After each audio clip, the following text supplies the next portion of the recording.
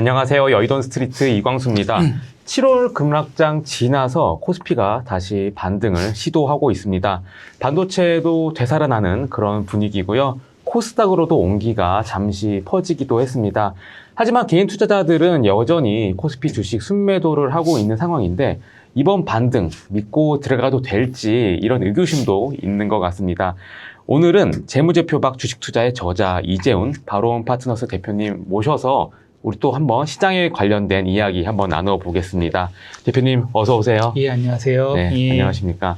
코스피가 오늘로서 나흘째 반등을 하고 있어요. 그래서 너무 다행인데 개인들은 그래도 국장 비중 좀 줄이고 있고 뭐 미장으로 오히려 특히 ETF 수급을 보면은 이제 미국장으로 좀 가시는 분들도 많은 것 같습니다. 7월 하락장 손실 아직 복구 못하신 분들도 많을 텐데 네. 앞으로가 어떻게 해야 되는지 이렇게 중요하잖아요. 예. 그런 부분들을 어떻게 대응을 하면 7월에 봤던 손실 우리가 메꿀 수 있을지 좀 개괄적인 이야기 한번 부탁드리겠습니다. 네. 일단 시장 관련된 부분에서 오늘 그 인터뷰 때문에 제가 자료를 좀 준비를 했습니다. 네. 그래서 좀 이 시청자분들이 좀 보면서 이 말로 하는 것보다는 이 시각적인 부분도 하면 더 오래 기억할 수도 있을 것이라고 생각이 들어서 네. 자료를 준비했고요. 네. 그래서 한번 자료를 한번 보면서 말씀드려보도록 하겠습니다. 제가 이제 준비한 첫 자료가 26년에 이제 6월부터 8월 달입니다. 그때 이제 아무래도 이 반도체를 갖고 계신 보유자분들께서 굉장히 힘들었었을 그 시기라고 생각을 하는데요. 네. 그 보시면 6월 고점이 이제 9,300포인트가 넘어섰었습니다. 네. 그리고 나서 코스닥도 910포인트. 상대적으로 코스피보다는 코스닥이 이 상승률이 적었죠. 연간으로 봤었을 때. 네. 그런데 그리고 나서 고점을 만들고 나서 7월에 이제 폭락장이 왔죠. 그래서 저점이 7월 말에 5,600포인트까지 갔었고, 그 다음에 코스닥도 644포인트까지 갔었습니다. 자, 그러면 이제 요 안에서 보니까 코스피가 연 한 1,480조 정도가 증발을 했거든요. 그리고 이제 지금 현재 8월 제가 이제 지난주 금요일까지 했을 때 종가 기준으로 봤었을 때는 6,300포인트가 코스피가 나오고 있고 코스닥 한 850포인트입니다. 그러니까 7월 30일에서 8월 10일 저점 만들고 나서 코스피는 약 11% 올랐고요. 코스닥은 32% 올랐습니다. 네. 자, 그러면 여기에서 이제 상대적인 차이가 발생을 했죠. 그동안 코스피가 주도를 해가지고 반도체의 투톱이 이끌어서 네. 갔었는데 지금은 반도체에 대한 어떤 이슈가 발생을 하면서 코스닥으로에 대한 수급이 옮겨지는 현상이 있었다. 그래서 8월 달에 현재까지 장세는 8월 달에 이 코스닥에 대한 좀 증시가 좀 훨씬 더 좋게 흘러가고 있다. 일단 이 숫자로서는 이렇게 말씀을 드릴 수 있을 것 같고요. 자, 그러면은 이제 문제에 대해서 한번 말씀을 드려보겠습니다. 네. 첫 번째, 이 빠진 이유를 알아야지 우리가 추가적으로 어떤 이벤트가 있었을 때에 대한 그 주가 포인트를 기억하는데 굉장히 중요하거든요, 보통은. 첫 번째는 일단은 수급 구조에 대한 쏠림입니다. 우리나라 어쨌든 전체 업종에서 지금 매출액 성장률이라든지에 대한 부분이랑 그 다음에 수익성, 영업이익률 이 부분에서 우리나라의 전체 업종 중에 가장 현재 핵심인 게 반도체였습니다. 아무래도 그러다 보니까 어닝에 대한 이 시장에서에 대한 포캐스팅 자체도 굉장히 긍정적으로 봤죠. 그러다 보니 대부분의 자금들이 다 이쪽으로 쏠린 겁니다. 그러니까 그 수급 쏠림에 추가적으로 하나 더 문제가 됐던 게 바로 레버리지 ETF가 또 발생을 했죠. 근데 결국은 저는 이런 생각이 들었어요. 여기에서 우리 사람들이 심리적으로 봤었을 때 기관 세력들이 있을 거고 기관 투자자 외국인 세력이 있을 거고 그다음에 개인이 있잖아요. 네. 근데 우리 지금 우리 방송 하잖아요. 이 정보 자체도 외국인과 기관은 다 봅니다. 그 말은 뭐냐면은 정보가 우리는 개인 투자자는 정보가 비대칭적인데 네. 기관이나 외국인이 알고 있는 정보를 우리는 잘 모르는데 모르죠. 외국인과 기관의 세력은 이 정보들을 우리 이 매스컴이나 이런 거에 나온 거에 대한 정보를 알아서 결국 우리는 개인 투자자를 위한 방송이잖아요. 네. 그거를 역이용해서 매도를 할 수 있다라는 거죠. 저는 이런 생각이 되게 많이 들더라고요. 아. 예, 이 주식시장에서의 기울어진 운동장이라는 게 네.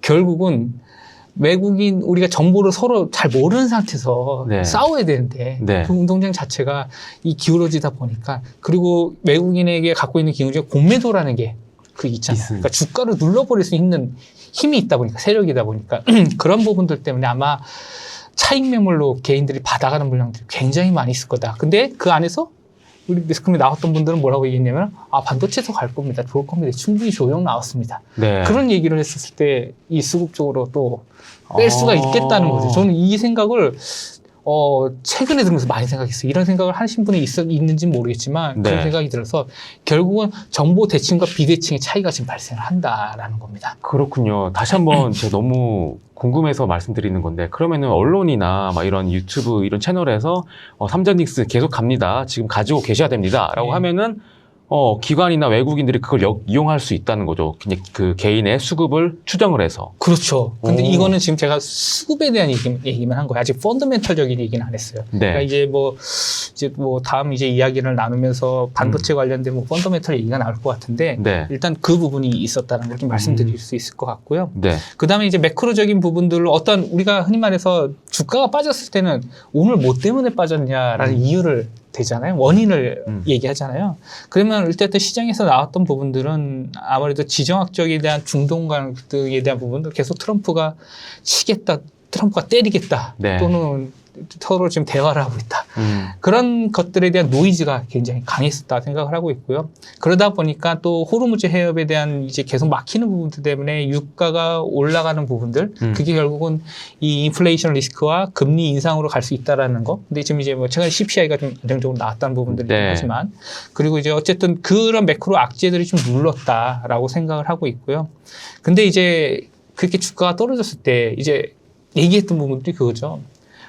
반도체 이익 앞으로 계속 좋아질 건데, 그러면 지금 주가 멀티플이 밸류에이션은 굉장히 저렴한데 싸대. 그 얘기를 하잖아요. 근데 네. 그게 한 지금 4,700까지 내려갔다라고 하는 거죠. 근데 이제 이거는 뭐냐면은 앞으로의 이익을 가지고 추정을 한 겁니다. 즉 네네. 뭐냐면 우리 앞으로에 대한 미래는 몰라요. 변수가 많이 발생해요. 불확실성이 있다는 겁니다. 네네. 그래서 최근에 증권사에서도 주가에 대한 어닝을 낮추고 갑자기 그 원래 했던 그 목표가를 다시 낮추는 부분. 꺾었어요. 예, 네. 그런 것들이 뭐냐면은 후발적으로 지금 얘기가 나온 게 그러니까 예측 못하는 불확실성이 자꾸만 나타나는 거예요. 그래서 이게 왜 이런 부분들이 있는지는 이제 얘기를 하겠지만 어쨌든 7월 전체적인 폭락장은 그런 영향이 크다라고 좀 생각을 하고 있고요. 네.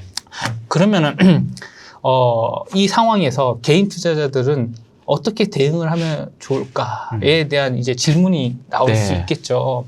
근데 이제 제가 생각을 했었을 때 일단 이 증시 지수를 보고 봤을 때 지수에 대한 어떤 바닥적인 부분들은 좀 신호가 나왔다고 생각을 합니다. 바닥은 예, 나왔다. 그런데 문제는 다음은 이게 정고점까지 갈 수 있느냐에 대한 거는 앞으로 우리가 계속 팔로우업을 해야 될 것 같아요. 관련된 어떤 그 반도체에 대한 업황에 대한 부분들이. 그래서 그거는 좀 정고점까지 가는 거에 대한 좀 힘에 붙이는 부분들이 굉장히 있을 것이다. 그렇게 생각을 하고 있고요. 그래서 어떤 생각하냐면 현금을 보유하고 있는 분들은 분할하는 매수 접근을 하자. 분할 매수. 예, 왜냐면은 바닥이 잡힌 것 같다고 하지만 바닥에서 이렇게 자꾸만 횡보할 수 있고 이럴 수도 있기 때문에 네. 그 확실한 다시 모멘텀을 가지고 갈 수 있는 부분이 필요하다라는 거고요. 기보유자 입장에서는 현재 입장에서는 팔 구간은 아니라고 보입니다. 네. 홀딩하는 구간이라고 보이고 그렇기 때문에 오히려 돈이 있으시다면 추격해서 조금 더 돈이 좀 들어가도 괜찮을 것 같다. 대신 반도체 쪽으로 좀 보시는 게 괜찮을 것 같다. 반도체 이렇게 생각이 들고 있고요. 그러면 제가 왜 이렇게 얘기를 하냐라는 게 있잖아요. 첫 번째는 이익의 전망치에 대한 부분들이 제가 봤을 때 크게 훼손되지는 않을 것 같아요. 이 전반적인 반도체 업종이 첫 번째가 그렇습니다. 네. 그리고 두 번째, 이게 되게 맹점인데 반도체의 산업의 구조적 사이클이 갈 것이다라는 겁니다. 그게 무슨 말이냐면은 잘 아시다시피 AI 때문에 반도체 붐이 됐습니다. 근데 이 반도체에 들어가는 게 두 가지가 있어요. 메모리 반도체와 비메모리 반도체가 있습니다. 거기에 SK 하이닉스가 메모리, 비메모리 다 하죠. 삼성도 다 하죠. 그리고 비메모리는 파운드리 쪽은 SK 하이닉스는 안 하죠. 근데 이제 삼성은 이제 다 하죠. 그래서 하는데 문제는 뭐냐면은 원래 있었던 그 AI에 들어갔던 HBM 반도체. 네. 이거 GPU에 들어가잖아요. 근데 그거 말고 전통적인 레거시 디램이라고 하죠. 범용이라고 메모리. 하는데 네. 그게 어디든 우리 기존에 있던 모바일 핸드폰이라든지 PC에 들어가는 우리 그 디램 관련된 메모리 반도체가 가격이 올라가고 있습니다. 네. 그 가격이 올라가는 게 이유는 뭐냐면은 우리가 지금 이걸 제가 이렇게 비유를 해보겠습니다. 주방이 있는데 주방이라는 거 캐파를 얘기합니다. 그 안에서 화구들이 있어요. 여러 개의 화구가. 근데 다 지금 빅테크에서 데이터 센터 막 진다고 하다 보니까 HBM이 엄청 필요한 거예요. 네. 그런데 한정돼 있죠. 그러니까 캐파는 딱 정해져 있잖아요. 그러면 기존 갖고 있었던 설비나 이런 것들을 HBM으로 바꾸는 겁니다. 돌려야 된다. 돌려야 돼요. 근데 네. 그럼 기존에 뭐가 있었냐면 한 축에는 디램, 전통적인 레거시 디램이 있었는데 네네. 거기에 있는 물량을 얘가 HBM을 갖고 온 겁니다. 그럼 네. 여기가 어떻게 되면은 줄어들게 되죠. 흔히 말해서 쇼티지가 발생합니다. 즉 가격이 올라가게 됩니다. 지금 레거시 반도체 말씀하시는 그렇죠. 거죠? 그러니까 네. 전체적으로 봤었을 때 HBM 쪽 수요를 견인해서 지금 올라가고 있고 전통적인 디램은 기존에 있던 캐파를 위에가 HBM이 뺏어오다 보니까 그것 때문에 공급이 줄어들어서 가격이 올라간다. 네. 그것 때문에 지금 구조적으로 반도체 옛날에 사이클 관련주라고 했는데 반도체가 네. 지금 완전 구조적 패러다임 성장주로 바뀐 겁니다. 그게 되게 큽니다.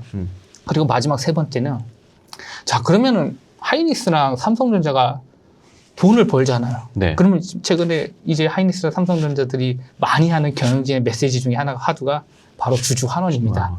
그죠? 근데 결국 뭐냐면은 이렇게 돈을 막 투자를 했어요. 돈을 벌고 있어요. 그런데 갑자기 캐파를 막 증설했는데 꺾여버려. 그럼 돈 못 주겠죠? 네네. 이렇게 되겠죠. 그러니까 제가 이제 그런 것들을 계속 체크해야 된다라는 걸 말씀드리는 거고, 이 삼박자가 딱 맞아야 되는데, 결국은 캐파를 하면 거기에 있는 수요들이 받쳐주면서 가동률이 올라가고, 수율도 좋고, 이런 것들 다 맞물리게 되면은 회사는 돈을 벌겠죠. 네. 그럼 그 돈을 가지고 주주들한테 환원을 해주는 겁니다. 그래서 하이닉스가 100조 주주 환원 정책을 얘기를 하는 거고, 그 중에 일부 50%에 대한 부분들을 자사주 매입에다 소각에 쓰겠다, 배당에 쓰겠다라는 겁니다. 그래서 결국은 성장하는 회사들이 이 정책이 그 주주 환원까지 맞물린다라는 걸 봤을 때 저는 지금 그래서 분할 매수 홀딩하라는 부분을 말씀을 드린 겁니다. 그렇군요. 예. 첫 번째, 두 번째는 이제 시장에서 기존에 있었던 그 요인인 것 같고, 세 번째 주주 환원이 이제 아직 구체적으로 발표가 안 됐으니까 예. 이런 부분들을 기대하고 있을 것 같은데, 네. 이 주주 환원의 뭐 이런 시점이라든지 그런 거는 언제쯤으로 좀 예상이 될까요? 우리가 이제 주주 환원의 그 대표적인 정책이 배당이죠. 배당. 그러면 보통 12월 달에 12월에. 있겠죠. 네네. 그 다음에 이제 삼성전자는 또 분기 배당 같은 것들을 하고, 또 특별 배당이라는 게 있습니다. 돈을 많이 벌면은 정기적으로 주는 배당 말고 특별하게 돈을 많이 벌어 보너스식으로 주는 배당이 있습니다. 그거는 아마 내부적인 전략을 봤을 때 어떤 목표치를 정했을 거라고 생각을 하고 있고요. 네. 그렇지만 이제 이게 지금 100조 중에 하이닉스는 50조를 푼다고 하는 게 이게 약속이 아니에요. 약속은 아니고 원래 목표 달성이 치대한 어떤 KPI를 정했을 겁니다. 그거를 달성하지 못했다 하면은 당연히 주주 환원이 떨어지겠죠. 그리고 네. 일부는 나머지 50조는 뭐냐? 혁신을 위해서, 그린 말해서 성장을 위한 R&D랑 캐파 투자를 하는 겁니다. 네. 그게 이제 양축을 같이 가는 겁니다. 그렇기 때문에 아마 지금은 회사들이 뭐에 사활을 볼 것 같냐면은 저는 규모의 경제를 통해서 이 생산 단가를 떨어뜨리려고 할 것 같아요. 이 반도체 관련 디램이라든지 HBM 관련해서. 왜 그러냐면은 네. 빅테크들이 너무 비싸요. 이거 구매하는데. 그럼 빅테크들이 이걸 구매하면 어떻게 되냐면 그게 어디로 전가되냐면 소비자한테 전가가 됩니다. 네. 원가겠죠, 여기서는? 네네. 그럼 오늘 판매 가격에서 얹혀가지고 하겠죠? 그럼 네. 소비자들이 갑자기 저희가 예를 들어서 클로드 LLM을 쓴다든지 GPT, 그다음에 제미나이 쓰는데 LLM의 구독 경제가 올라갈 수도 있다는 겁니다. 그런 부분들 때문에 제가 봤을 때 엄청나게 공급을 많이 늘릴 것 같아요. 그래서 추가적인 증설을 하는 이유가 다 그거. 최종 소비자가 이 프로덕트를 구매하지 않을 시점까지 올 수도 있으니, 예. 그러니까 차라리 이제 좀 원가를 낮추기 위해서 좀 예. 이제 증설을 해서 예. 어느 정도 적정선, 지금 예. 너무 사실 영업이익률이 지금 하이닉스만 해도 70몇 % 예, 정도 된다고 그렇습니다. 하니까 예. 뭐 지속 가능하진 않다 이런 거를 인지하고 있다는 거겠죠? 그렇죠. 그러면 이게 무슨 말이냐면은 수익성이 꺾일 수 있다는 거예요. 예. 수익성 꺾이는데 원가가 낮아지기 때문에 그렇게 많이 꺾이지 않을 것 같고, 네네. 대신에 매출 볼륨이 커질 수 있다는 거죠. 볼륨 자체가. 그럼 전체적인 판매 볼륨이 커진다는 거죠. 그럼 전체적인 매출은 커지고. 예, 그런 상황들이 앞으로 미래에는 일어나지 않을까라고 생각을 합니다. 예. 알겠습니다. 이게 이거 하나 여쭤보고 싶습니다. 이제 간밤에 7월 CPI에 나왔는데 정말 시장이 원하는 딱 그런 수치가 나와줘서 좀 안도를 했고 코어위브 같은 이제 AI 인프라 기업들의 이제 투자 분위기, 뭐 실적 발표했는데 이런 것들도 이제 시장 전망치를 웃도는 실적이 나와서 코어위브가 간밤에 두 자릿수 오르기도 하고 슈퍼마이크로 컴퓨터 이런 데도 한 두 자릿수 올라서 좀 오늘도 이제 국장에서 이제 삼성전자, SK하이닉스 좀 올라가는 그런 분위기인데요. 이 반도체 시간이 다시 이제 돌아오고 있다. 좀 이렇게 봐야 될까요? 이거를 일단 그 최근에 뉴스에 나온 것들 보는 것 중에 제가 중요하게 보는 기사들은 네. 어쨌든 반도체 기업의 고객사는 빅테크 업체입니다. 그죠? 빅테크 업체일 거고 그 빅테크에서 나오는 HBM에 대한 판매가 늘어나야 되는 겁니다. 네. 근데 이것도 한번 그 과거에 우리가 빅테크라고 하는 회사들이 구글, 알파벳 구글, 그다음 메타, 네. 뭐 아마존, 마이크로소프트가 이제 대표적인 빅테크죠. 이 회사가 자기네들이 돈을 벌어들이는 영업현금 흐름 대비 캐펙스를 쓴 게 얼마냐면 0.4에서 0.3에서 0.4를 썼습니다. 그 말은 뭐냐면은 100을 벌면은 현금으로 지고 있는 거예요. 30에서 40을 돈을 캐펙스에 썼다는 거예요. 근데 이번 사이클은 뭐냐면은 우리 LTA도 맺고 롱텀 어그리먼트라고 장기 계약을 맺고 오고 젠스랑이 와가지고 계속 맥주 마시면서 치킨 먹고 하는 이유가 뭐냐면 반도체 자꾸 갖고 와야 되거든요. 얼마나 쓰고 있냐면 그게 지금 현재는 0.6에서 1.2를 씁니다. 즉 무슨 말이냐면은 만약 100을 만약에 버는데 110을 쓴다는 거예요. 그러니까 내가 벌어들인 것보다 더 많이 쓴다는 거예요. 왜 그럴까요? 요 주도권에서 패권 경쟁에서 이겨야 되기 때문입니다. 결국은 AI 이 하나의 주력 성장성이 있는 생태계가 잡히면은 이 회사들은 당장의 수익성보다 더 중요한 거는 마켓을 많이 가지고 하는 게, 마켓 시어를 많이 가지고 하는 게 중요한 겁니다. 그래서 공격적인 투자를 하는 거죠. 그럼 당연히 수혜는 누가 받냐? 삼성전자, 하이닉스가 받는 거예요. 네. 그러면서 장기간 5년짜리 그 계약을 해서 롤링 해가지고 계속 계약 갱신을 하고 예전에는 LTA 자체가 없었어요. 근데 지금은 이게 바뀐 게 어쨌든 이거 물량을 못 갖고 하면은 빅테크에서 생존을 못할 수도 있다라는 불안감이 있는 거예요. 네. 그렇기 때문에 장기 공급 계약을 가지고 가는 겁니다.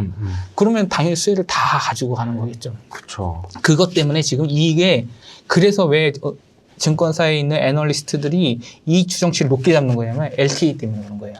그래서 그 부분들이 있다라고 보여주면 될 것 같고요. 근데 앞서 제가 빅테크 업체들이 0.6에서 1.2에서 1.1 보면 지금 돈 더 쓴다는 거잖아요. 네. 그럼 돈 더 쓰면 회사에 내부 자금이 없으면 어떻게 해야 되죠? 자금 조달해야 됩니다. 즉 레버리지를 해서 차입을 하거나 또는 유상증자를 해야 돼요. 그래서 단기간에 쇼크가 올 수 있을 만한 이벤트는 뭐냐? 빅테크 업체들 유상증자 이벤트들이 나올 수도 있을 것 같아요. 그러면은 일단 단기적으로 눌러버릴 겁니다.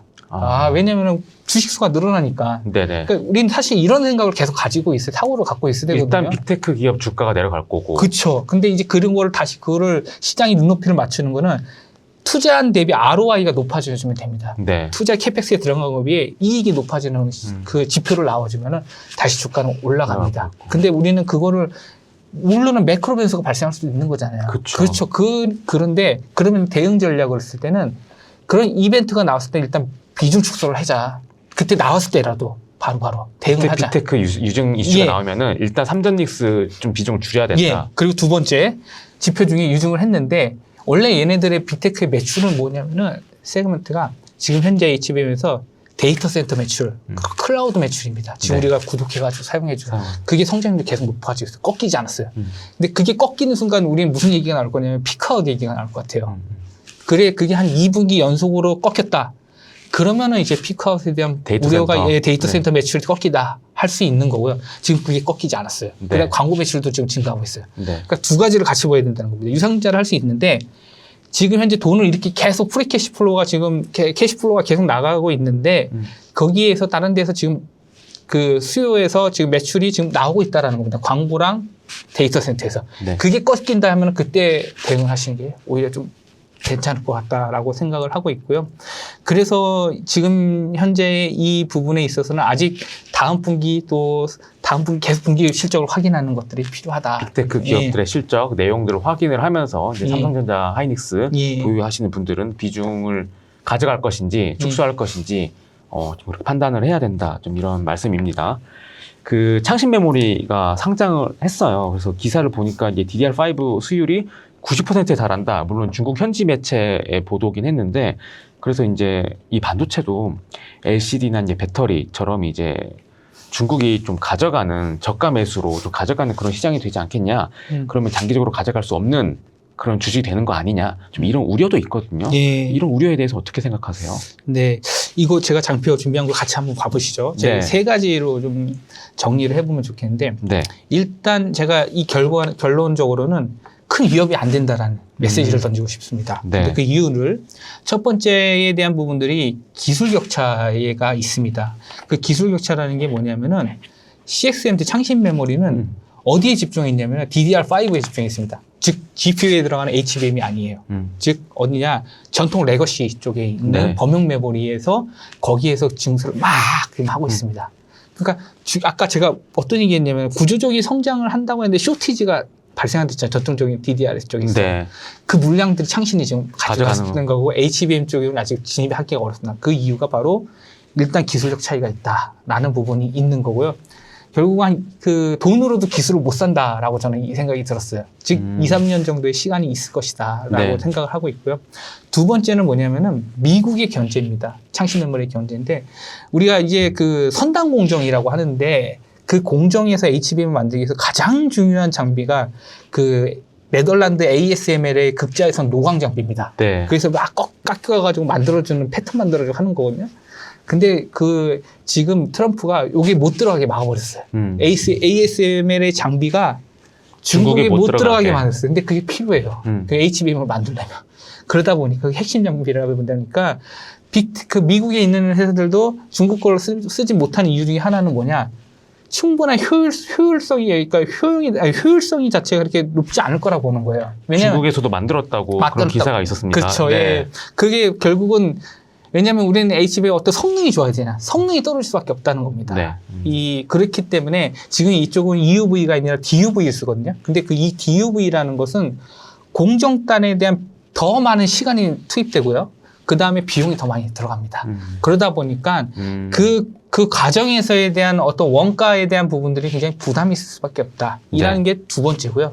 세 번째는 제가 앞서 말씀드렸던 지금은 이 고부가 가치에 있는 반도체 쪽에 메모리 반도체의 영역에 들어가는 거는 아직까지 좀 이런 것 같고 그래서 전통적인 레거시 쪽으로 해서 좀 집중을 할 것이다. 그러니까 이 원래 사이클주인 반도체 중에서에 대한 이 D램 가격에는 영향을 받을 수는 있습니다. 근데 전반적인데 그럴 수는 있지만 지금까지는 아직 공급 과잉은 창신 메모리가 들어갔다고 공급 과잉은 아니다. 왜냐? 기존에 이미 쇼티지가 있었기 때문에 예, 그렇게 생각을 했을 때는 지금 현재로서는 아직 CXMT가 들어오는 거에서 어떤 행보를 보일지는 모르겠지만 네. 그래도 현재 상황이 나오는 어떤 정보들을 봤었을 때는 그렇게 크게 우려할 상황은 아직은 아니다. 주가에 영향을 미치는 그런 큰 요소는 아니다. 그렇죠. 그렇게 되지는 아직. 왜냐하면 지금 중국은 대부분 이 반도체가 어디 있을 거냐면요. 중국 가전제품이라든지 중국 스마트폰 있잖아요. 네. 그러니까 우리가 흔히 말하는 저사양 같은 이런 가전제품만 들어갈 겁니다. 네네. 근데 이제 우리 데이터 센터나 이런 데는 못 들어갈 가능성이 높기 때문에 시장 자체가 아마 좀 저부가 가치 시장이 좀 한정돼 있을 수는 있다. 그리고 네. 중국이 로컬 시장을 중국이 잡을 것 같아요. 근데 우리나라의 국내 반도체 기업들의 전략은 중국보다는 일단 미국, 선진국 쪽으로 이제 일단 1차적으로 그렇게 진행하는 것 같습니다. 알겠습니다. 아니, 애플도 지금 창신 메모리 거 쓰겠다고 계속 시도를 하는 모양이더라고요. 만약에 창신 메모리 반도체가 애플에 납품이 됐다라고 하면은 그거는 좀 어떻게 시장에서 어떻게 반응할까요? 이게 그랬어요. 지금 트럼프 정부 때도 애플 팀쿡이 네. 같이 어떤 그 외국 갈 때 안 따라가고 그랬었잖아요. 그러니까 밉상인지 모르겠는데 네. 그리고 지금 AI 그 쪽의 물결에 좀 늦게 늦었잖아요. 늦게 네. 들어가서 그거를 어쨌든 빠르게 좀 회복해가지고 대응하기 위한 부분이라고 생각하는데 네. 중요한 거는 HBM에 대해 수율이 안 나올 것 같아요. 그러니까 앞서 DDR5나 이런 것들은 수율이 높게 나오더라도 네. HBM에서의 대량 생산에 대해 수율 검증이 필요할 겁니다. 검증을 하고 나서 갈 거고 그 시간이라는 게 네. 단기간에는 좀 이루어지기는 힘들다라고 보고 있습니다. 알겠습니다. 이제 빅테크들이 이제 캐펙스 계속 투자하는 거 우리 이번에 실적으로 확인이 됐잖아요. 그래서 이제 궁금한 게 삼성전자, SK 하이닉스는 모두가 다 아는 종목이고 좀 SK 하이닉스 이런 것들 외에 좀 낙수 효과, 이런 빅테크 캐펙스 투자에 낙수 효과를 기대할 수 있는 그런 섹터 이런 것들이 좀 있을까요? 네, 제가 보는 종목 중에 그래도 우리가 뭐냐 반도체의 어떤 노이즈, 네. 그리고 빅테크 쪽에 관련된 어떤 노이즈를 최대한 줄일 수 영향이 적은 그런 걸 밸류 너무 체인이 궁금해요. 어디냐라는 네. 생각을 했을 때 저는 이제 밸류 체인 내에서 미드스트림 영역에 있는 미드스트림 중간 영역을 얘기합니다. 그러니까 우리가 전방이 있고요. 그다음에 후방이 있잖아요. 그 중간의 영역이고 그 전방이라는 것은 소비자와 가까운 영역을 전방이라고 얘기를 하고 다운스트림 시장이라고 하죠. 아, 그다음에 원자재 만드는 시장 있잖아요. 네네. 그 일을 우리는 업스트림이라고 합니다. 그건 뭐냐면 그 소비자와 멀리 떨어져 있는 시장. 그러니까 소비자와 중간 정도에 있는 시장을 얘기를 하는 게 미드스트림이라고 보시면 될 것 같고요. 네. 거기에 대표적인 게 저는 데이터 센터를 바라봅니다. 데이터 센터. 왜냐? HBM을 하면 HBM 중간에 이제 데이터 센터 센터 들어가고 있고. 데이터 센터 빅테크에서 서버 돌려가지고 이제 막 해가지고 서비스하니까, 해야 되니까 그 중간 영역이라고 보고 있고요. 결국은 이 생태계에서 다 양쪽이 없으면 안 되는 생태계에 대해 다 한 꼭지씩 갖고 있습니다. 그렇기 때문에 이 전력 인프라 관련된 부분들을 좀 봐야 된다. 그래서 왜냐면은 지금 뭐 메타라든지 아마존들은 서버의 데이터 센터를 막 엄청나게 막 좀 확장하고 있어요. 근데 너무 전기를 많이 먹는 거예요. 네네. 그러니까 전기 먹는 것 때문에 지금 그거에 대해 인프라를 갖춰야 될 필요가 있는 거예요. 그러니까 전력 인프라가 데이터 센터 안에 전력 인프라가 필요한 겁니다. 미드스트림 내에. 네. 그리고 두 번째는 뭐냐면은 데이터 이런 지금도 여기 여러 전자기기가 있지만 여기 전자기기들이 있으면 우리가 무슨 더움을 느끼는, 덥다라는 걸 느끼잖아요. 즉 뭐냐면 데이터 센터들이 막 돌아가게 되면은 열이 엄청 올라갑니다. 그러면 그거에 대한 뭐가 필요하면 냉각이 필요한 거예요. 냉각 장치가 필요한 겁니다. 그래서 결국 데이터 센터에 대한 그 어떤 이슈를 해결하는 부분들 두 가지 축은 결국은 전기를 계속해서 잘 돌릴 수 있는 게 하나 필요할 거고 그게 변압기 같은 것들이 네. 있을 거고요. 두 번째는 데이터 센터에 냉각 장치를 할 수 있는 부분들. 근데 만약에 그게 안 된다, 중간에 이 이슈가 계속해서 지속된다면 뭐가 발생하냐면 빅테크 업체들은 우리 HBM 못 구매할 것 같아요. 왜냐하면 이걸 해결을 못했기 때문에. 해결을 못했기 때문에. 그러니까 그게 그걸 다른 말로 우리는 병목 현상이라고 얘기를 하죠. 네네. 병목 현상 때문에 그게 아마도 또 중요한 이슈가 될 수 있다. 그래서 그거를 기술적으로 풀는다는 게 결국 데이터 센터 영역의 가장 큰 과제 중에 하나일 것이다. 그리고 이 시장에 있어서 굉장히 큰 세 가지 축 중에 저는 이 축을 제일 중요하게 본다라고 생각을 합니다. 주가 측면에서도 이쪽을 좀 바라보는 게 예, 유리하다. 예, 그렇죠. 예. 그런 혹자는 그런 얘기도 하더라고요. 이게 데이터 센터를 짓는데 시간이 걸리잖아요. 막 시간이 걸리기 때문에 말씀하신 병목 현상 때문에 곧바로 실적으로 이어지지 않을 수가 있어서 좀 조심해야 되는 거 아니냐 이런 얘기도 하더라고요. 근데 거래 구조가 좀 달라요. 그러니까 우리가 여기 뭐냐면은 여기는 장기 공급 계약 구조입니다. 네. 여기도 그리고 수주 잔고가 확정돼 있어요. 아, 그래서 미래 것도 미래에서 계약 바꿀 수가 없는 구조입니다. 그렇기 네. 때문에 지금 앞서 우려해 주셨던 부분들의 실적이 어느 정도 모멘텀을 갖고 어느 정도 예상이 가능하다 이렇게 말씀드릴 수 있을 것 같습니다. 알겠습니다. 코스닥 시장도 얘기를 해봐야 됩니다. 왜냐면 코스닥을 가지고 있는 개인 투자자들이 많아요. 그래서 근데 최근에 다행히도 이제 코스닥이 괜찮았습니다. 그래서 7월 한 달간 보면은 코스닥이 굉장히 반등을 세게 했는데 수급이 코스닥 쪽으로 또 확산이 된다고 봐야 될까요? 왜냐면은 또 최근에 코스피가 좋으니까 또 코스닥이 주춤하는 모습을 보였더라고요. 그래서 잠깐 그냥 가는 거였나? 좀 이런 생각이 들기도 하고 앞으로 코스닥 시장은 어떻게 전망하세요? 네, 우선 코스피 올라갔을 때 코스닥이 상대적으로 소외받았던 그 증시 안에 있는 대부분 종목들이 그랬습니다. 그러다 네. 보니까 일단 키 맞추기라는 걸 가지고 지금 해석이 좀 가능할 것 같고 그리고 보면은 코스닥 주식들 중에서도 굉장히 이익이 잘 나는 회사들이 많아요. 네. 즉 뭐냐면 주가가 이익이 나오고 있는데 주가는 빠졌다 하면 우리는 그걸 뭐라고 하냐면 저퍼주라고 얘기를 하죠. 그리고 또 저PBR주도 많습니다. 그렇기 때문에 관련된 부분에 있어서 충분히 가격적인 매력도는 있다. 그러니까 가치를 얘기하는 게 아니라 가격적인 매력도는 있다 이겁니다. 그럼 가치는 뭐냐면은 제가 앞서 말씀드렸던 성장에 대한 게 가치입니다. 그러니까 충분히 이익을 계속 벌어들일 수 있고 구조적으로 지속 가능한 성장을 가지고 있는 섹터들이 가치 영역입니다. 그게 결국은 반도체 아까 말한 영역이 될 수 있는 거고요. 그럼 반도체 영역 중에서도 지금 현재에 대한 멀티플이 가격이 조정당하면서 지금 싼 구간에 있는 애들이 많겠죠, 종목들이. 네네. 그런 종목들을 보시는 게 오히려 주도주 안에서 플레이어가 됐을 때 이 종목들이 좀 그래도 반등이 강하게 올라올 것이다 라고 나타날 것이다 라고 생각을 하고 있고요. 네. 그리고 지금 하나는 학습 효과가 이제 있다는 게 아무래도 7월 달에 많이 대인 게 레버리지 ETF 때문에 개인 투자자들 많이 거기에서 상처를 받았습니다. 맞습니다. 정부에서도 그런 부분에서 개선 정책들을 얘기를 하는데 그래서 그 학습 때문에 들어가기가 잘 진입하는 게 되게 어려울 것 같아요. 레버리지 ETF나 이런 것들에 대해서. 반도체. 반도체에 관련된 네. 개별 종목 레버리지나 이런 것들에 대해서 그러다 보니까 사람들이 그 변동성이 이제 무서움을 느낀 거죠. 맞죠. 맞습니다. 그래서 어디로 가냐?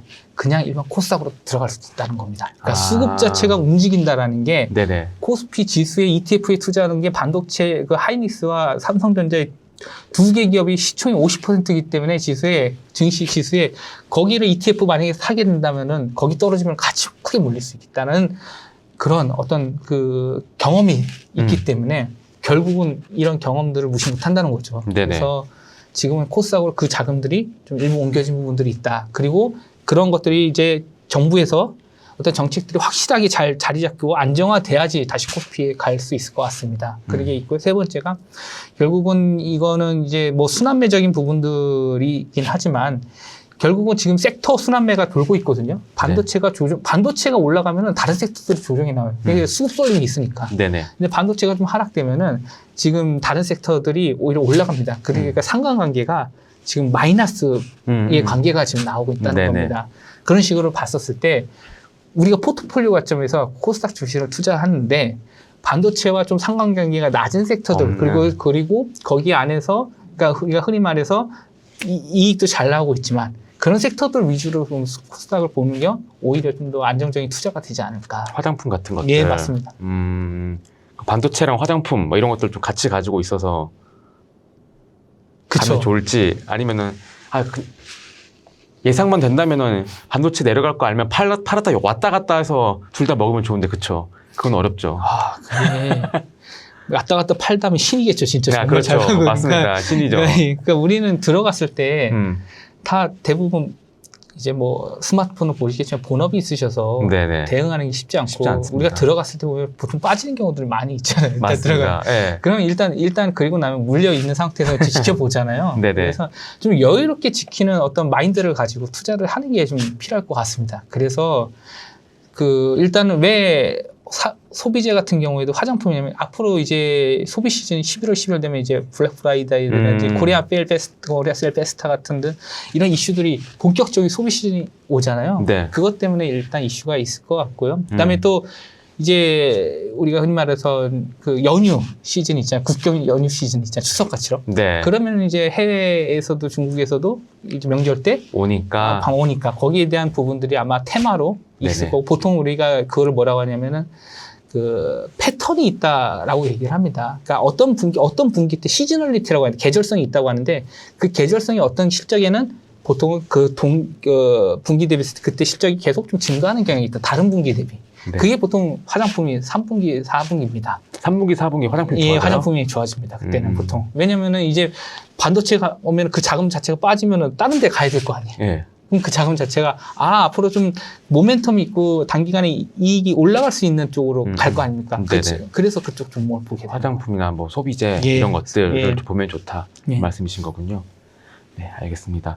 최근에 8월 들어서 이 삼성전자와 SK 하이닉스의 그 주가가 좀 다르게 움직일 때가 있더라고요. 그래서 뭐 같이 오르기도 하지만 결국 보면은 삼성전자가 좀 더 오르는 날도 있었던 것 같고 뭐 그렇더라고요. 그래서 이 똑같은 메모리 반도체 기업이라고 또 생각이 되는데 이렇게 주가가 좀 달리 움직이는 경우 이런 경우는 왜 있다고 보시는지 좀 궁금합니다. 네.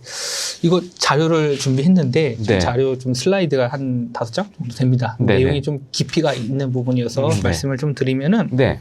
일단 보면은 그 지금 나와 있는 장표를 보시면은 삼성전자와 하이닉스의 분기 매출, 분기 영업이 막대 그래프와 그다음에 선 차트가 있습니다. 이익률 차트, 오퍼레이션 프로핏 마진 있는데 보시면 분기 매출이 지금 삼성전자나 하이닉스는 다 올라가고 있죠. 근데 매출단을 봤었을 때는 당연히 삼성전자 볼륨이 크죠. 네. 그죠? 그렇게 되고 있고 거기에서 이제 분기별로 보는 거고 영업이익을 봤었을 때 당연히 이 삼성전자도 올라가고 있는데 폭 자체가 이익 폭 자체는 하이닉스가 더 컸습니다. 그래서 보시면은 그 26년 2분기로 봤었을 때의 하이닉스는 76%가 나왔고 그다음에 그다음 삼성전자는 52%가 나왔습니다. 네. 그리고 작년에는 25년 실적으로 연간으로 봤었을 때는 하이닉스에 대한 영업이익이 더 많았어요. 매출은 작은데. 네네. 58%인가요? 52%인가? 그 50%대가 나온 걸로 알고 있었는데, 네. 56%네요. 51%, 잠시만요. 죄송합니다. 네. 지금 삼성전자를 봤었을 때는 YOY 매출이 130% 증가했고, 영업이익이 1813%, 그 다음에 OPM이 46% 나왔고요. 26천 분기 실적에. 그리고 하이닉스 같은 경우에는 매출이 256%, 그리고 영업이익이 557% YOY 기준으로 네. 엄청 크게 증가한 거죠. 그 다음에 영업이익률이 35% 정도가 이제 분기 실적이 됐었습니다. 근데 이게 이제 다시 좀 얘기를 하면은 그 삼성전자 하이닉스에 대한 실적 비교를 하면은 어쨌든 매출에 대한 포션, 그 볼륨은 네. 삼성전자가 크고, 근데 왜 삼성전자가 크냐면은 다른 사업도 것도 있으니까. 예. 스마트폰 사업도 있고 아까 말한 비메모리도 있고 그다음에 패키징 쪽도 하고 하다 보니까 디스플레이, 가전. 그래서 우리 삼성전자를 IDM이라고 합니다. 종합반도체 기업이라고 네. 하면서 그 말은 뭐냐면 삼성전자가 반도체가 안 좋아도 다른 부분에서 트레이드 오프가 됩니다. 그래서 상세가 돼가지고 일부 그 방어가 된다는 거예요. 그렇게 있고 하이닉스는 반도체만 하는 회사라고 했잖아요. 그러니까 결국은 이 GPU 때문에 이거 HBM이 엄청난 그 매출이 증가하고 이익이 증가하다 보니까 바깅 파워를 갖고 왔다 보니까 그래서 이익 폭이 어떻게 보니까 반도체 하나만 봤었을 때에 대한 이익 폭이 굉장히 크게 나타난 거예요. 네. 영업 이익 레버리지 효과까지 발생을 한 거죠. 그렇게 보는 게 중요하고요. 네. 자, 그러면 여기에서 이 두 회사의 비즈니스 구조는 차이가 있습니다. 그래서 먼저 자료를 좀 보시면은 베이스 다이라고 하는데 이게 뭐냐라는 겁니다. 근데 HBM이 이제 밑에 이제 HBM 있고 그 안에 칩들이 막 쌓입니다. 수직으로 막 적층을 한다고 하죠. 그럼 거기 안에서 이제 HBM3에서 이제 중요했었던 부분은 제일 중요한 거 얼마나 높게 쌓냐라는 게 필요했었거든요. 네. 근데 이제 그 부분에서 하이닉스가 갖고 있었던 패키징 기술들이 패키징 쌓는 거잖아요. 네네. 그 기술이 좀 되게 좀 그 선제적으로 잘 진입했었던 부분이 있었고요. 네. 그런데 이제 중간에 이제 이 적층 구조에서 뭘로 바뀌냐면은 이제 베이스 다인을 로직화한다라는데 이 게임의 룰 변화가 있다. 이게 무슨 뜻이냐면은 지금은 기존에 있던 그 반도체들은 쌓아가지고 이렇게 했는데 지금은 커스텀에 맞춰서 만드는 로직 반도체가 생깁니다. 그 말은 뭐냐면은 내가 이제 저기예요. 마이크로소프트입니다. 네. 우리 연산 기능, 이 기능 필요한데 이 기능에 맞는 로직 반도체를 만들어줘. 라고 로직 합니다. 반도체. 예, 그 로직 반도체라고 하고요. 그게 어디다가 베이스 다이에 들어갑니다. 그럼 무슨 반도체가 나오냐? 그 마이크로소프트용, 그 다음에 뭐 메타향? 네. 그렇게 이제 나오는 겁니다. 그 말이 뭐냐면 이게 다시 말하면 옷으로 얘기했을 때 맞춤복이라고 얘기할 수 있어요. 고객에게 맞춰서. 기성복이 아니라 네네. 맞춤복입니다. 네. 즉, 이 계약을 깨기가 어려운 구조가 되는 거예요. 네. 일단은. 그래서 원래는 기존에는 그 반도체를 만들면 범용이라고 했잖아요. 그러니까 네. 범용이라는 거 어디나 다 표준화해서 활용할 수 있다는 거거든요. 그러면 안 팔리면 어떻게 하냐면 그냥 재고 쌓으면 돼요. 그래서 네. 재고에서 싸게 팔아서 넘깁니다. 되니까, 예, 예. 그걸 넘길 수 있었습니다. 근데 이거는 싸게 팔 수가 없는 거예요. 얘네 가져가야 되니까. 네. 그래서 각각의 커스터마이징이 됐다라는 게 이제 HBM4에 대한 어떤 하나의 부분에 대한 새로운 관점인 거고요. 네. 그럼 여기에서 지금 중요한 거는 삼성전자는 HBM4 쪽에서 보면은 원스톱으로 턴키하는 솔루션을 그 고객한테 빅테크 업체들한테 가치를 전달합니다. 그 말은 뭐냐? 우리요 지금 생산해서 패키징도 하고요. 그리고 파운드리 있어가지고 파운드리에서 생산도 할 수 있고요. 그것도 우리가 다 제조 팹리스도 있어 설계까지 다 가능해요. 원스톱으로 턴키할 수 있는 부분이 있습니다. 라는 게 삼성전자이고요. SK 하이닉스는 뭐냐? 그럼 이 로직 반도체를 하려면은 그 흔히 말해서 생산 공정이 파운드리 공정이 필요해요. 근데 파운드리가 없잖아요. 없죠. 하이닉스가. 그러니까 흔히 말해서 얼라이언스가 들어가는 건데 그게 바로 TSMC가 되고 엔비디아랑 GPU를 맺고 삼각동맹이 생태계를 만드는 겁니다. 무슨 말이냐면은 외부에 의존을 하겠다라는 거예요.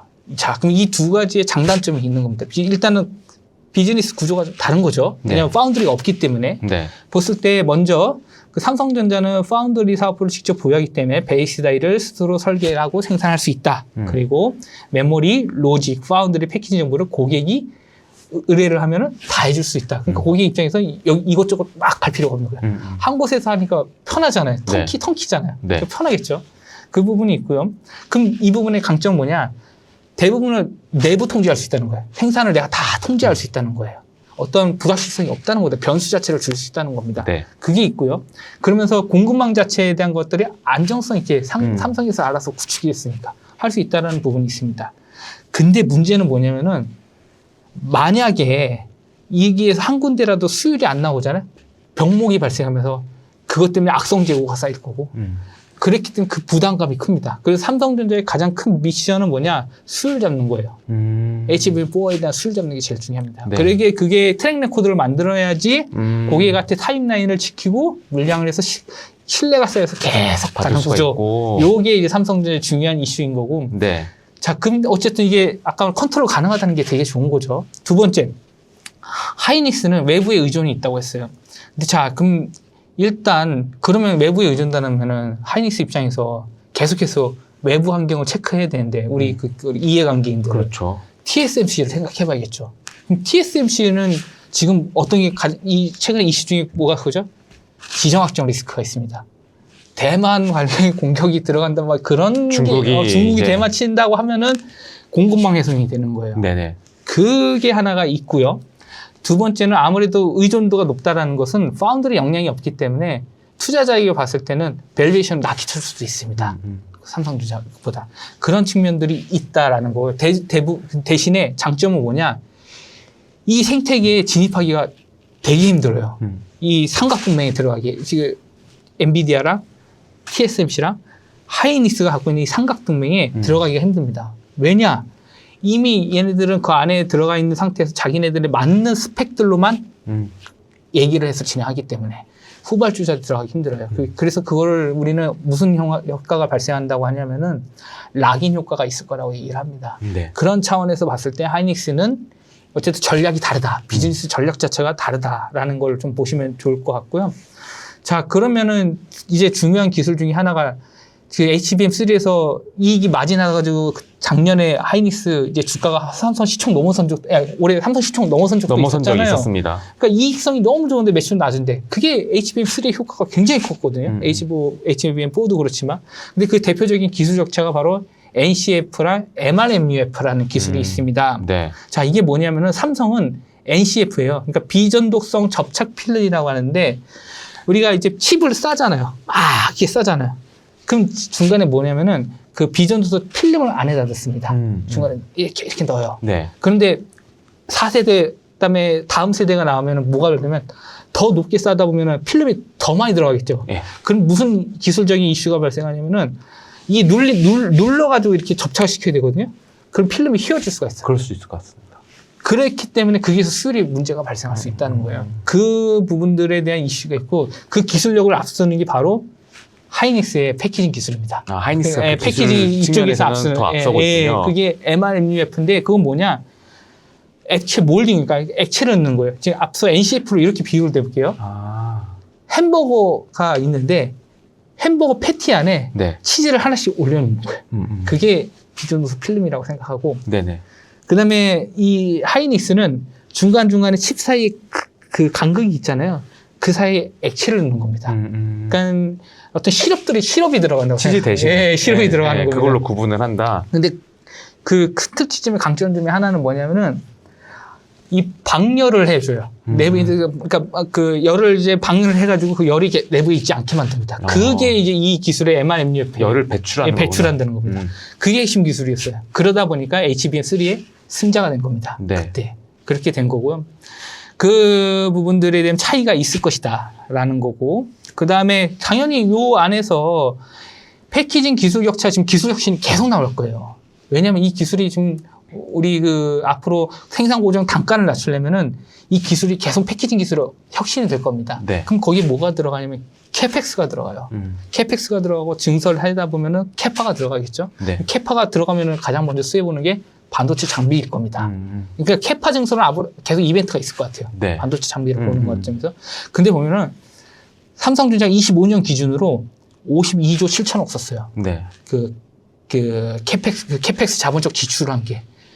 거기서가 삼성전자도 43조 6천억을 썼습니다. 엄청 쏟아붓고 있습니다. 그러니까 패키징 말고도 캐파 다 했을 때. 근데 이게 무슨 말이냐면은 공장이 이제 비테크에서 만약에 우리 거 안 사줘요. 그럼 이거 다 뭐 되면은 가동률 훅 떨어지겠죠. 네네. 그래서 만들었던 재고들 가격이 확 엄청 많이 해서 떨어지겠죠. 재고에서 악성 재고 나오겠죠. 근데 지금 여기에서 손익의 가장 큰 영향은 지금 캐펙스 들어가면은 재무제표에서 자산의 어떤 캐펙스 자산이 잡히는데 손익에 영향을 가장 크게 미치는 게 감가상각분이다. 그러니까 현금이 나가는 게 아니잖아요. 근데 네네. 감가상각분이 매년 엄청나게 발생할 거예요. 작년에 삼성전자가 52조 7천억 중에 캐펙스 감가상각비가 43조가 발생을 했습니다. 그게 뭐냐면 손익에 영향을 준다는 거죠. 그러니까 네네. 영업이익을 끌어내린다. 내릴 수 있다는 거예요. 네네. 근데 그거를 커버하려면은 당연히 매출 받쳐줘야겠죠. 그러니까 결국 비테크에 대한 매출이 꺾이면은 여기도 망해질 수 있다는 겁니다. 제가 지금 계속 이 부분들을 이야기를 계속 연결 짓는 부분들이 중요해서 얘기를 하는 거고요. 네네.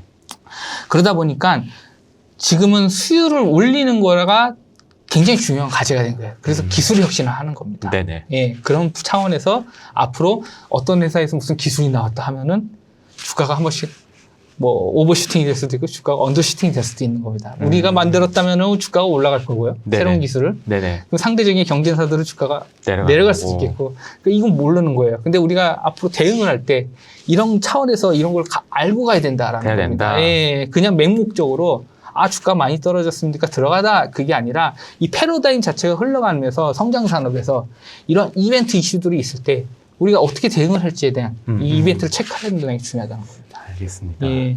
그러면 이 삼성전자, SK하이닉스 이 두 기업의 차이를 지금 이렇게 자세하게 설명을 해 주셨는데요. 투자자 입장에서 이 둘 중에 하나를 골라야 된다라고 하면은, 왜냐면 과거에는 하이닉스가 더 많이 올랐거든요. 근데 요즘에는 또 삼성전자가 더 많이 오르는 경향이 있습니다. 그래서 둘 중에 하나를 골라야 된다. 하나 골라야 돼. 그런다고 하면 대표님은 어느 쪽에 투자하시겠습니까? 저는 삼성전자입니다. 삼성전자? 예. 일단 제 성향이 일단 약간은 좀 위험을 조금 감수한 영향이 아니다 보니까 아까 삼성전자 특징 중에 하나가 반도체 사업 이외의 것들이 영역이 있어서. 있다는 겁니다. 네네. 그리고 이게 중요한 게 하나가 제가 이제 D램 쪽만 말씀을 드리고 네네. 범용 D램에 있잖아요. 랜드 쪽 얘기도 좀 하면은 네. 우리가 이제 랜드는 어쨌든 또 메모리 반도체 한 축이잖아요. 근데 여기에서 중요한 게 삼성전자가 어떤 그 전략 목표 중에 하나가 온디바이스 시대를 만들려고 합니다. 이게 온디바이스가 또 뭐야? 이럴 수 있잖아요. 그러니까 우리가 지금 클라우드 형태로 LMS 쓰고 있잖아요. 구독 정지하고. 네. 근데 온디바이스는 디바이스 안에 스마트폰이라든지 PC 안에서 그냥 자동적으로 AI가 작동하는 거예요. 인터넷 연결 안 되고. 예, 네. 그렇죠. 그게 무슨 말이냐면은 삼성전자의 가장 대표적인 스마트폰 브랜드가 갤럭시죠. 이 갤럭시 브랜드 안에 갤럭시 안에 온 디바이스가 들어갈 수 있다는 겁니다. 이게 들어간다는 것 자체는 하드웨어 쪽에 대한 부분들도 또 성장할 수 있을 만한 어떤 가치적인 부분입니다. 그래서 더 멀리 봤을 때. 예, 그러니까 지금 우리가 반도체만 보지 말고 아까 말한 반도체 다음으로 우리가 흔히 말하는 어플리케이션이라든지 하드웨어 영역, 하드웨어 우리 다른 말로 또 피지컬 AI 얘기하잖아요. 네. 그쪽을 생각을 해야 된다는 거예요. 근데 삼성전자는 어쨌든 통제 가능한 저 반도체에 대한 공정에 대한 통제 가능한 어떤 부분들이 있기 때문에 경쟁력이 있기 때문에 IT 수요 쪽에 대한 부분들이 나타나고 이런 것들이 나오면은 충분히 다른 쪽으로도 또 매출을 돈 벌 수가 있어서 저는 그래서 삼성전자를 중장기적으로 봤을 때는 삼성전자 예, 선택하겠다라는 거군요. B2C 구조가 될 거고요. 네네. 근데 이제 그럼 하이닉스는 뭐냐면 하이닉스는 철저하게 굉장히 영리해요. AI 데이터 센터 쪽에 들어가는 그 솔리다임이라는 자회사를 통해 가지고 빅테크에 들어가는 AI 인프라에 대한 어떤 부품들 네. 이런 것들 대응을 하거든요. B2B적으로. B2B예요. 얘는. 그러기 그렇죠. 때문에 결국 이 바게닝 파워로 협상력을 높게 가지고 가면서 여기에 대한 마진을 챙기자. 다른 사업보다. 네네. 약간 그게 좀 다르다는 겁니다. 다르다. 그래서 이제 이걸 가지고 갔었을 때 그래도 반도체만 버기 가격에는 안 된다. 이게 워낙 변동성이 너무 크고 이익이 피크아웃, 수익성에 대한 피크아웃에 대한 걱정도 충분히 생각해 볼 만한 그럴 부분이 수 있기 있죠. 때문에 그래서 저는 포트폴리오가 좀 안정적으로 잡힌 삼성전자를 삼성전자를 픽하셨습니다. 예. 알겠습니다. 지금까지 이재준 대표와 함께 지금 반등하고 있는 그런 코스피 그리고 코스닥, 삼성전자와 SK 하이닉스 중에 투자를 한다면 어떤 종목에 투자하면 좋을지와 관련해서 한번 얘기 들어봤습니다. 현재 시점에서 이제 포트폴리오를 새롭게 새로운 마음으로 이제 7월은 손실 났어. 새롭게 포트폴리오 구성한다고 하면은 대표님이시라면은 어떻게 좀 구성하시겠습니까? ETF나 좀 섹터 중심으로 한번 설명 부탁드리겠습니다. 네, 일단 제가 그 갖고 온 슬라이드를 보시면은 네. 파이 그래프인데 이게 지금 현재 비중이 이제 했습니다. 20% 반도체, 그다음에 50%는 전력 인프라. 아까 그 일부에서 말씀드렸던 미드스트림. 예, 맞습니다. 네. 그 영역이 50%를 찌르고 그다음에 저 PBR 쪽을 얘기할 수 있을 것 같습니다. 그래서 네. 제가 일부에서도 그 질문해 주셨던 게 하이닉스 살 거냐, 삼성전자 살 거냐 했을 네네. 때 저는 20%를 삼성전자. 20%만 삼성전자 사고 예, 네. 그것도 분할 매수겠죠. 분할 매수하고 아니면은 뭐 반도체 ETF가 될 수도 있겠지만 네네. 반도체 ETF로 갔을 때보다는 오히려 삼성전자가 저는 더 나을 것 같아요. 개별 분산하는 종목. 분산보다 개별 종목이 낫다라는 네네. 거고요. 전력 인프라 관련 쪽은 제가 타이거 쪽에 있는 전력 인프라 ETF가 네네. 있는 걸 알고 있는데 HD 일렉트릭 들어간 거, LS 일렉트릭, 한진중공업 들어간 게 있는 네네. 전력 인프라 탑3 들어간 게 있거든요. 네네. 그 ETF를 살 것 같아요. 그걸 사는 게 괜찮을 것 같고. 꽤 비중이 높네요. 50%를. 그것도 당연히 분할로 들어가죠. 들어가고. 예, 이거는 만약에 내가 100%를 주식에 하겠다고 했었을 때 네네. 일단 섹터를 정한 거고요. 세 번째가 저 PBR인데 이게 지금 현재 시점 자체가 8월이니까 하반기 왔을 때 이제 배당과 그다음 11월에 있는 게 저 PBR 공표 제도가 있잖아요. 네네. 그 흔히 말하는 태그 붙여주는 거잖아요. 지금 네, 너네 좀 저 PBR이다. 망신 주는 거. 예, 망신 주는 거잖아요. 그게 그 음식점으로 했을 때 뭐 위생 등급 있잖아요. 위생 등급이 좀 예, 안 좋은 회사들 있잖아. 좀 지저분하다. 예, 근데 그 회사는 뭐가 그 민감한 이슈는 뭐냐면은 과태료 맞는 게 문제가 아니에요. 사람들이 이게 위생등이 아니까 사람들이 안 올까봐 그게 더 큰 아예 이슈가 투자 아니에요. 유입이 안 될까봐. 그러니까 저 PBR에서도 그럴 수도 있다는 겁니다. 네네. 근데 여기에서 지금 제가 정책 봤었던 게 저 PBR 중에 하위 25% 네. 코스피, 그 다음에 코스닥은 하위 10%. 10%. 예, 그 3년 동안. 그러니까 네. 내가 그 PBR 중에 25%에 포함된다, 코스피에. 네. 코스닥이 10%에 포함이 된다. 네네. 그럼 너네 딱지 줄게. 음. 그겁니다, 저 PR. 네. 근데 이게 저 PBR이라는 게 굉장히 사람들끼리에 대한 어떤 비평도 되게 많아요. 이게 어떤 부분이냐면은, 일단, 저 PBR이라는 것 자체가 저평가되어 있다는 거잖아요. 네. 근데 이 저평가가 되어 있는데 회사가 아까 말한 혁신을 하려면은 연구개발 투자, 캐파 투자도 해야 되고 네. 해야 됩니다. 근데 그거를 해야 되는데 우리는 주주 환원을 하라고 할 수도 있는 거잖아요. 그럴 수도 있죠. 그러니까 그럴 수도 있다라는 게 결국엔 이게 우리는 지금 현재 성장을 하려면 주주 환원을 못 하는데 이걸 어떻게 할 수가 있냐. 그래서 그것 때문에 이제 좀 정책 개선이 된 게 너네 R&D 하는 애들은 1년 동안 유예해 줄게. 예를 들어 캐파. 너네 저희 AI 인프라 투자하겠습니다. 그럼 1년 유예해 준다는. 네, 그 태그를 붙이는 걸 유예해 주겠다. 유예해 주겠다라는 네. 겁니다. 그게 있을 수 있고요. 그 다음에 또 하나는 뭐냐면 이게 또 근본적인 문제 중에 하나가 우리가 흔히 말하는 거버넌스에서 대주주가 최대주주가 어떤 가업 승계 같은 거 하잖아요. 경영권 승계하는 거 있잖아요. 근데 보통 그때는 주가를 일부러 누르잖아요. 네네. 왜냐하면은 상속세, 증여세를 줄이기 위해서. 그래서 보통 경영진들이 주가 어떤 좋은 호재거리가 나와도 상속 전에 증여 전에 공시를 안 하는 경우들이 있고, 그리고 돈을 벌었는데도 배당을 안 하는 경우도 있고, 또 이 돈 가지고 자기의 사익을 얻으려고 추구하려고 다른 계열사에 내가 그게 최대주주면 거기에다가 돈을 매출을 이쪽에 일으켜가지고 부를 이전시키는 경우가 있거든요. 그걸 다른 말로 퍼널링이라고 하는데 네네. 그런 효과가 때문에 대주주들이 이걸 악용할 수 있다는 겁니다. 그래서 동시에 저 PBR을 하면서 동시에 같이 나오는 게 세제 개편이거든요. 네네. 그 세제 개편은 뭐냐면 그 취지는 너네 저 PBR 드는 대주주들 있잖아. 그 주가 그 가격으로 인정 안 해줄 거야. 낮은 가격으로 너네 그 상속한 거 인정 안 해줄 거야. 네네. 그럼 뭘로 인정하면 지금 그 가격에서 30% 할증 가격으로 인정할 거야. 첫 번째. 두 번째는 우리 그 가치 평가를 PBR 주당 순자산 대비 그 주가가 이제 그 PBR이니까. 네. 그러니까 PBR이 낮다라는 것 자체에 대한 이슈가 있는데 PBR을 1로 보고 내 원래 있는 정상적인 걸 봤을 때 그걸로 평가를 할 거야.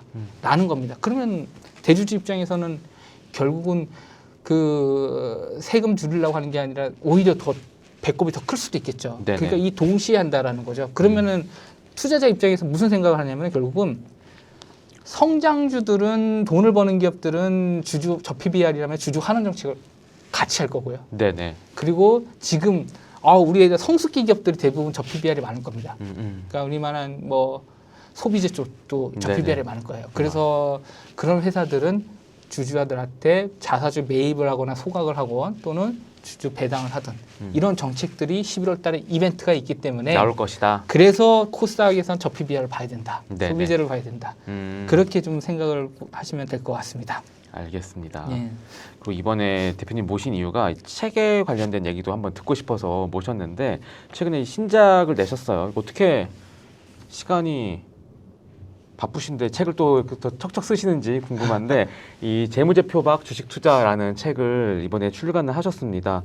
사실 재무제표를 봐야 된다라고 말씀하시는 분도 있고 재무제표에는 온전한 정보가 없으니 좀 바깥을 봐야 된다 이렇게 말씀하시는 분도 있는데 대표님께서는 이렇게 숫자 뒤에 숨은 기업 가치 읽어라라고 이렇게 책 표지에 나와 있는 거 보니까 재무제표 밖에 더 유의미한 정보가 있다라고 보시는 것 같은데 이 책은 어떤 내용인가요? 네, 이렇게 비유를 해보겠습니다.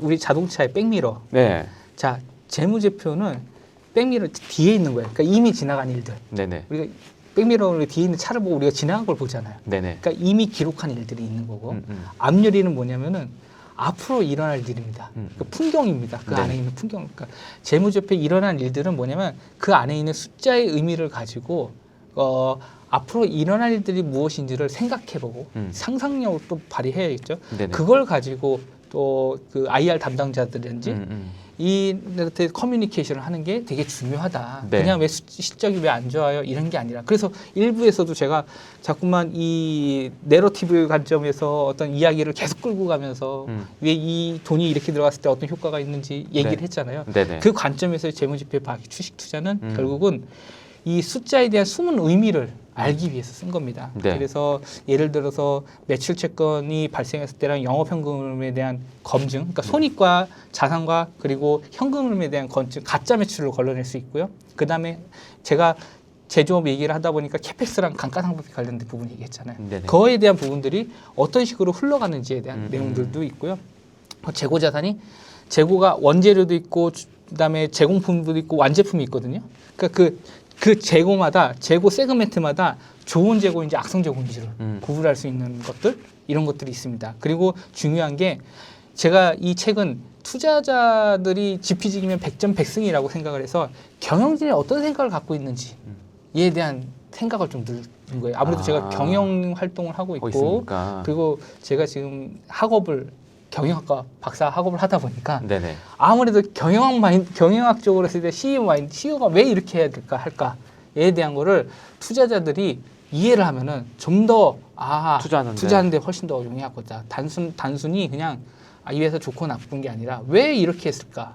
왜 이런 결정을 했을까에 대한 중요한 부분을 보는 겁니다. 자본 배치 측면에서도 얘기를 드리는 거고. 네. 그래서 결국은 개인분들이 우리가 좀 물리적 한계가 있어요. 개인분들은 아무래도 또 일을 하고 전문 투자자가 아니다 보니까 기관에서 잘 IR을 잘 요청해도 받아들이지 않잖아요. 네네. 쉽지 않잖아요. 오래 갖고 있으면 또 얘기를 해줄 수 있겠지만 그래서 우리가 보통 가서 정보를 알아낼 수 있는 게 주주총회 같은 데 가는 건데 네. 그것도 좀 힘들죠. 근데 요새는 이제 전자 시대, IT 시대다 보니까 네. 다 우리 그 기업들이 어떠한 실적 관련된 컨퍼런스 콜 같은 것들 다 녹화해서 올려놓습니다. 각사 홈페이지들에 보면 네네. 되게 거기에서 내용들을 볼 수 있고요.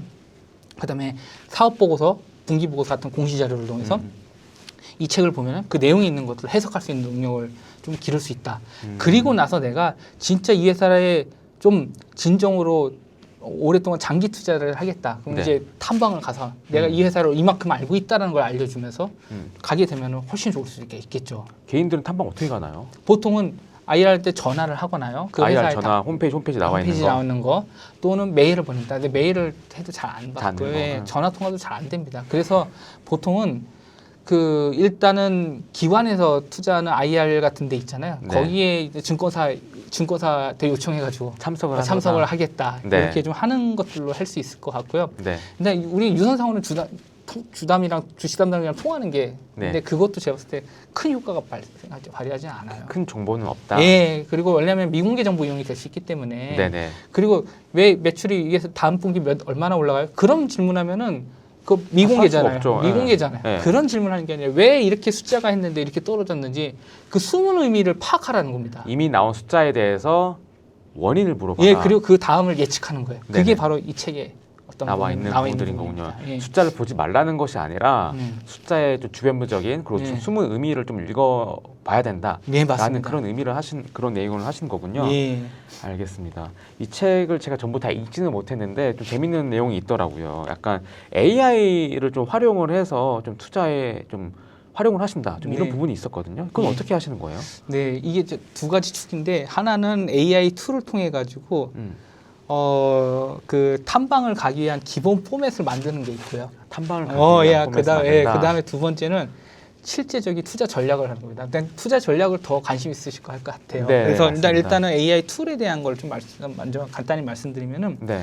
대표적으로 제가 제일 많이 쓰는 게 클로드 많이 클로드. 쓰고요. 클로드 그다음에 제미나이도 많이 씁니다. 네. 근데 각자의 강점이 있어요. 그래서 각자의 강점이 무엇인지를 파악해서 이 포맷을 만들기 위해서 어떠한 LLM을 쓰면 좋은지에 대한 얘기를 드리면은 우리 그 재무 수치 관련된 데이터 분석은 챗GPT나 클로드를 하면 좋습니다. 추론 능력도 있고요. 네. 그러니까 이걸 통해서 추론한다고 하죠. 네네. 추론 능력이 있고 매출 채권이랑 뭐 재고 자산을 해서 이 다음에 어떻게 흘러갈 것인지에 대한 추론 능력이 있는 거고요. 거기에 대한 질문 설계를 할 수 있습니다. 그리고 제미나이는 뭐가 되냐면 뭐의 강점이냐면 실시간 뉴스, 최신 뉴스를 빠르게 반영해요. 아무래도 구글이다 보니까 구글 안에 있는 실시간 뉴스 트래킹을 굉장히 빨리 합니다. 그렇기 때문에 그 웹 검색을 통해 가지고 이 뉴스를 가지고 감정 점수를 측정할 수 있어요. 감정 점수라는 게 마이너스 1은 부정, 플러스 1은 긍정, 마이너스 1부터 플러스 1까지의 그 긍정인지 부정인지를 좀 해줘. 내가 보유한 종목에 대해서 네, 그거에 대한 실시간 스크리닝이 가능하다. 네. 그러니까 탐방 전에 이런 뉴스를 우리가 트래킹해가지고 체크를 하는 겁니다. 네네. 그래서 이런 것들이 나올 거고요. 최신 흐름을 정리하고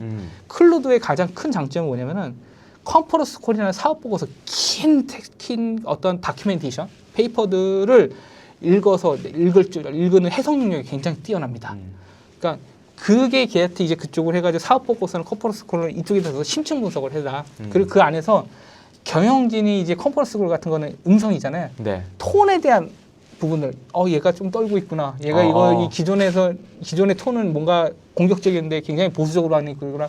이런 것들 감성을 분석하게 만드는 겁니다. 그럼 얘네가 예를 들어서 이런 거죠. 톤이라는 게 우리 내년에요. 올해 실적도 굉장히 좋은데 경쟁 회사가 들어가니까 더 우리가 그 마켓을 갖기 위해서 공격적인 투자를 해야 됩니다. 그 네. 톤을 읽고 뭐라고 생각하냐면 이 회사 캐파 증설할 수 있겠구나. 이런 것들을 가지고 이 툴을 활용하면은 관련된 실제로 음성을 그렇게 한다는 말씀이시죠? 예, 맞습니다. 예. 그러니까 네네. 제가 다 이거를 어떻게 해서 공부를 하게 됐냐면은 연구자로서 있다 보니까 또 논문을 이제 하다 보니까 스터디하다 보니까 이런 내용들을 보게 된 거고요. 네네. 네. 재밌네요. 예. 그래서 이제 그런데 중요한 거는 뭐냐? 우리가 AI를 다 맹신할 수 없잖아요. 할루시네이션이라는 게 있잖아요. 맞습니다. 그렇기 때문에 교차 검증을 해야 됩니다. 진짜 실제로 있는지. 그래서 저는 실제 교차 검증을 하는데 잘 맞더라고요. 사업 보고서에 먹는 이런 것들. 그러니까 그게 되게 중요해요. 그러니까 이걸 가지고 이 회사의 어떠한 미래를 예측할 수 있다. 어떤 질문을 해야겠다라는 거에 되게 좋을 것 같고요. 자, 이제 두 번째 이제 전략적인 측면을 말씀드려 보겠습니다. 첫 번째는 이 두 가지 논문에서 나왔던 필증에서 나왔던 통계적으로 유의미한 내용인데 이걸 실제로도 저도 해봤고, 네네. 예, 배당 감성 전략이라고 하는데 이게 무슨 말이냐면은 배당 공시를 했어요. 네. 그러면 공시를 하고 나면은 이제 언론에서 막 뉴스가 나오겠죠. 배당이 한 건 나면 언론의 기사는 막 5건, 10건 막 나오겠죠. 그럼 뉴스에 대한 그 톤을 분석하는 거예요. 톤을 온도를 검색하는 겁니다. 그거를 개량화시킨 거예요. 개량화를 시켜서 했었을 때 이 연구의 결과는 연구에 대한 결과는 뭐냐? 배당 공시가 딱 나오고 나서 당일이 T+0일이 공시 당일입니다. 그다음 T-1은 공시 전날이고요. 네. 그다음 T+1은 다음날, T+2는 이틀이 지난 겁니다. 네. 그랬었을 때 보통 공시가 나왔었을 때 보면은 긍정적인 공시나 뉴스가 나면 이틀 동안에는 주가가 오르는 경향이 있었다라는 게 있었고요. 네. 근데 배당 공시하는데 작년보다 배당 수익률이 증가했습니다. 배당금이 더 늘어났습니다. 뭐 이런 뉴스들을 쓸 거 아니냐. 네. 그걸 봤을 때 이틀 동안에 효과가 있었다. 그러니까 단기적으로 효과입니다. 이벤트죠. 네. 근데 부정적인 뉴스가 나왔어요. 네. 부정적인 뉴스가 더 오래 가요. 그러니까 5일 동안 얘는 5일 동안 빠져. 사람들이 아무래도 부정적인 이슈에 더 크게 반응한다고 볼 수 있겠군요. 그렇죠. 부정적인 거에 더 주가의 영향이 큰 겁니다. 그러면 이 차원에서 내가 투자 전략을 잡을 수 있겠구나. 어떻게 잡냐? 만약에 개인은 공매도가 안 되잖아요. 네. 그러면은 이 배당 공시에 나와서 뉴스를 해서 감성이 좋게 점수가 높게 나왔어. 플러스 1에 가깝게 나왔어. 이 주식을 샀어. 이틀 동안 해서 수익을 내요. 네. 근데 만약에 이 관련된 그 개별 종목에 ETF가 있어. 예를 들어요. 그럼 인버스를 들어가는 부정적인 뉴스가 났대. 인버스를 들어가는 거예요. 그럼 인버스에서 5일 동안 가니까 5일 동안 가지고 가서 단기적으로 수익을 낼 수 있다. 이 효과를 할 수 있다는 거예요. 그러니까 롱숏 전략을 네네. 우리가 숏을 국매도를 못 치니까 ETF 인버스를 가지고 할 수 있다는 겁니다.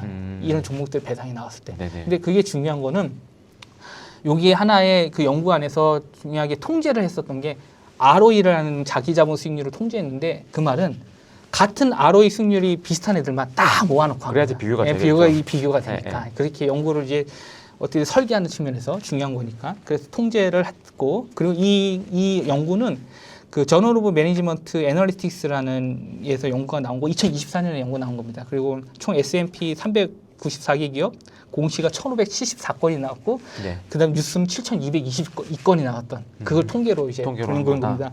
근데 이게 한국에 적용한다라는 게 다를 수 있죠. S&P이기 때문에 미국이기 때문에. 그러니까요. 그렇지만 이 배당 자체는 어쨌든 주주환원으로서의 굉장히 중요한 이벤트 중에 하나이기 때문에 네. 충분히 국내에서도 활용할 수 있다라는 거고 추가로 같이 봐야 되는 게 감성전수도 보지만 이 안에 얘네들이 배당 가능한 재원이 있냐.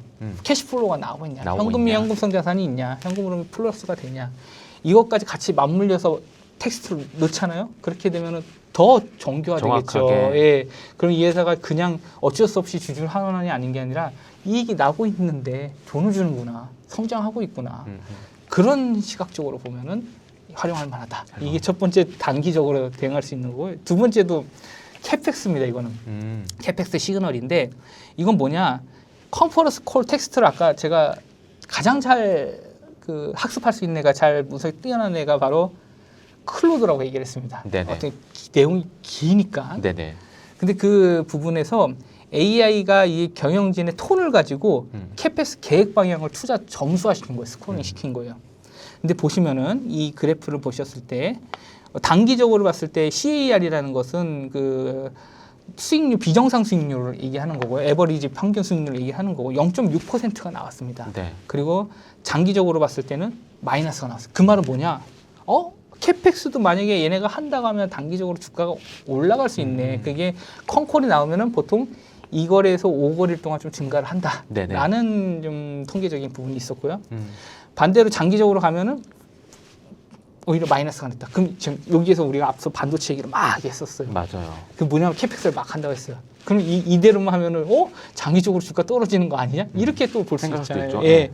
근데 여기 이익이 같이 받쳐주면 된다. 근데 단기적으로는 확실한 이벤트 부분으로 할 수 있다. 그러니까 정보가 공시가 되고 우리가 퍼블릭하게 봤었을 때 그때 나오고 들어갔을 때도 충분히 수익이 네. 날 수 있는 구간이 있다라는 겁니다. 이 네네. 캐펙스를 가지고. 그래서 이걸 가지고 다 LLM을 통해 가지고 진행한 거고 이것도 미국 상장사의 그 컨퍼런스 콜 녹취록을 74,429건을 2006년부터 2020년까지 그 자료를 이제 학계에서 연구를 한 겁니다. 네네. 저도 이게 이 마인드가 이 연구를 하다 보니까 이걸 투자에 자꾸만 적용하려고 해요. 그리고 이걸 시스템화 시키려고 해요. 그러면 이 시스템을 제가 만들면서 검증을 하는 겁니다. 계속. 실제로 국장에서 효과가 있던가요? 효과가 이게 많이는 안 해봤어요. 왜냐하면 이걸 하려면은 저도 한 수백 번, 수천 번 해봐야겠죠. 되니까. 흔히 말하는 백테스트 해봐야 계속 되고. 그렇죠. 그래서 이거는 예측을 하는 거예요. 이게 예측 영역이기 때문에 우리가 흔히 말하는 학습해서 끝나는 게 아니라 이걸 가지고 학습하고서 예측을 하는 영역이기 때문에. 근데 충분히 가치 있는 일이라고 생각해요. 그러면은 이걸 가지고 저는 계속해서 활용할 수도 있겠죠. 이게 검증이 된다면. 그래서 근데 어쨌든 이걸 공유하는 이유는 최근의 트렌드에 맞게 LMM을 쓰는 데 있어서 투자 전략으로도 활용할 수 있는 부분들이 충분히 가치가 있기 때문에 네. 좀 말씀을 드리고자 합니다. 네. 알겠습니다. 그래서 보시면 워크플로우 자체를 45분 단계로 이 LMM으로 해가지고 짜는 거고요. 네. 이벤트 탐지를 하고 뭐 제미나이나 공시자를 우리가 카인드나 다트 같은 데서 보잖아요. 그럼 제미나이를 이용해서 공시 같은 거 분석하고 네. 그다음에 뉴스에 대한 감성 분석을 챗GPT나 클로드로 툴을 이용해 가지고 감성 점수를 우리가 매저를 딱 마이너스 1부터 해가지고 점수를 측정하고 그걸 가지고 얘네가 캐펙스에 대한 시그널들에 대한 방향을 입력하고 그리고 이게 실제 맞는지에 대한 다른 LLM도 한번 같이 활용해가지고 교차 검증도 해보고 그래서 내가 최종적으로 살 건지 말 건지에 대한 포지션 결정하는 이 단계로 이렇게 좀 구조화됐다라고 보시면 될 것 같습니다. 아무래도 AI를 활용해서 투자에 참가하시는 분들이 많은데 지금 대표님의 이런 노하우 꼭 그대로 하지 않더라고 하더라도 이런 식으로 활용할 수도 있겠구나. 좀 이런 부분들을 좀 도움을 받아보시면 좋을 것 같다. 좀 이런 생각이 들고요.